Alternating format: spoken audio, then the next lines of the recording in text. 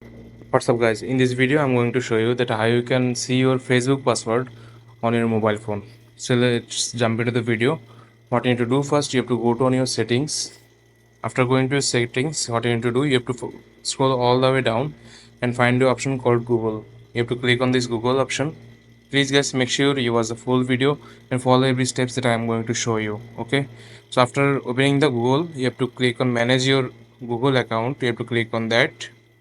Then you can see here is a bunch of options. You have to click on security option, just like here you have to click on security. After clicking on security, you have to scroll all the way down again. Then you have to click on manage passwords, just like that. Here are all the passwords that you have logged into your mobile. They are all saved here. You have to find out the Facebook app, just like this Facebook icon app. You have to find out this. Okay, Facebook. Then you have to click on Facebook. Then you have to put your password on. Then you will see your Facebook password on your mobile phone. Here you can see you can pretty much copy your username or you can pretty much copy your password. Otherwise, if you want to see it, you have to click on this I button just like here. Then you can see your Facebook password. So this is how you can see your Facebook password on your mobile phone. So I hope you find this video helpful.